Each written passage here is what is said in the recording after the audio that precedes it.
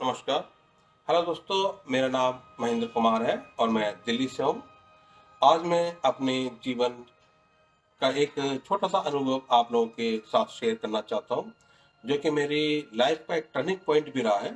मैं बात कर रहा हूँ इस किताब द लॉज़ ऑफ़ द सन के बारे में। जी हाँ, ये किताब द लॉज़ ऑफ़ द सन मेरे जीवन का एक टर्निंग पॉइंट रहा है।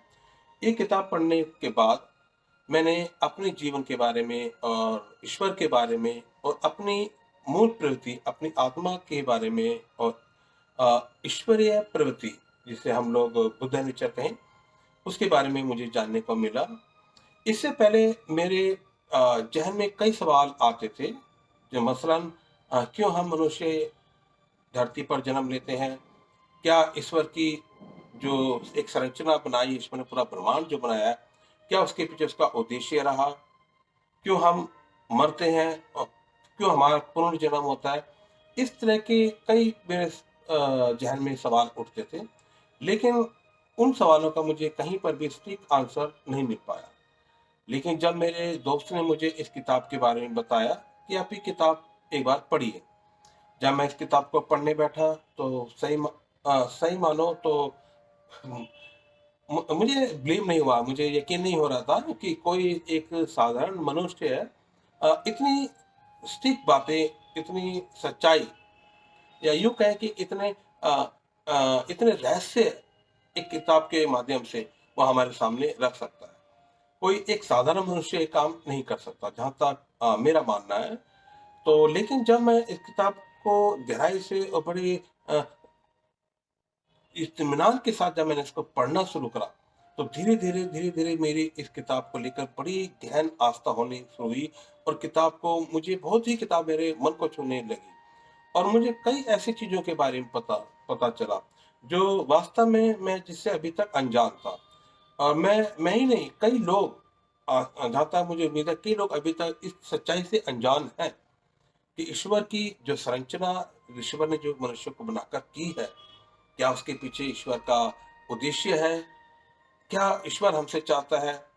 और क्यों हमें इतने दुःख, इतने कष्ट झेलने पड़ते हैं? क्यों हमें यह जन्म होता है? क्यों हमारा पुनर्जन्म होता है? इस किताब में मास्टर रियो गावा, जो कि इसके लेखक हैं, उन्होंने कंप्लीट और बड़े ही सटीक और सरल भाषा में उसका हम लोगों को जवाब दिया है। जब ये किताब हमें बताती है कि हमारे जीवन का उद्देश्य क्या है, तो हमें अपने अंदर, अपने मूल प्रवृत्ति का, हमें अपने अंदर अपनी दिव्य शक्ति का पता चलता है। हमारी आत्मा का हमें पता चलता है, जो कि अभी तक जिन चीज़ों से हम अनजान थे। ये कब-कब दुनिया में, इस ब्रह्मांड में सभ्यताएँ आई, कितनी सभ्यताएँ आई, कितने धर्म गुरु, कितने देवी-देवता, कितने भगवान इस धरती पे उन्होंने जन्म लिया और अलग-अलग समय पर अपनी शिक्षाएँ हमें मनुष्य के लिए दी।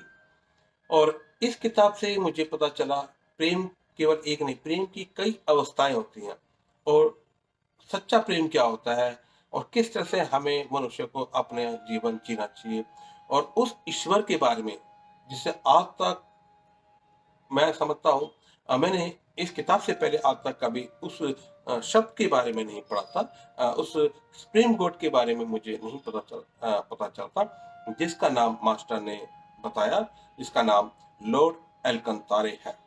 जी, लॉर्ड एल्कंतारे, सर्वोच्च परम पिता, जिसकी पूरी ही कायनात जिसकी रची हुई है।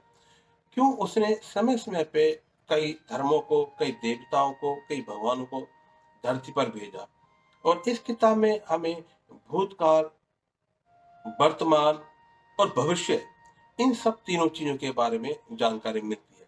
ये केवल एक कल्पना नहीं है, ये खाली एक मात्र किसी लेखक के मन में आई एक सोच और उन्होंने पेपर पे उसको लिख दिया, नहीं, ऐसा नहीं है। ये पूरी सच्चाई के साथ, प्रामाणिकता के साथ मास्टर ने इन चीज़ों को रखा है। जब हम एक-एक चीज़ को बड़े ही गंभीरता के साथ पढ़ना शुरू करते हैं, तो हमें एक-एक चीज़ ऐसे खुलती नज़र आती है, जिस तरह से हमारे सामने कई रहस्य एक-एक करके परत टू परत हटते रहते हैं। तो मेरा अंत में मैं आपसे यही कहूँगा कि हर मनुष्य का इस किताब को लेकर, हर मुस्लिम को इस किताब को लेकर अपने जीवन में इसमें लिखी शिक्षाओं को फॉलो करना चाहिए और इसके बारे में पढ़ना चाहिए। ऑफ हाँ, हालाँकि मैं मानता हूँ कई लोगों को एक किताब पढ़ने में थोड़ी-सी बड़ी अजीब-सी अ, बेचैनी-सी हो सकती है कि एक साधारण मनुष्य इतना कुछ कैसे प्रमाणित कर सकता है। लेकिन दोस्तों, मेरा यकीन मानिए, यही किताब है जो हमें वास्तव में हमारे जीवन का सही उद्देश्य बता सकती है। केवल हमारे जीवन का ही नहीं, ईश्वर का, ईश्वर की संरचना का, ईश्वर क्या सोचता है हम लोगों के लिए, ईश्वर कौन है, ईश्वर की क्या नियति है, उस सब चीज के बारे में इस किताब के माध्यम से हमें पता चलता है। तो मैं आपसे बस इतना ही कहूँगा कि अपने जीवन में इस किताब को अपनाइए और इस किताब को अपने जीवन के अंदर एक मार्गदर्शक के प्रति इसका अनुभव और इसको इस्तेमाल कीजिए। धन्यवाद दोस्तों, आज के लिए बस इतना ही।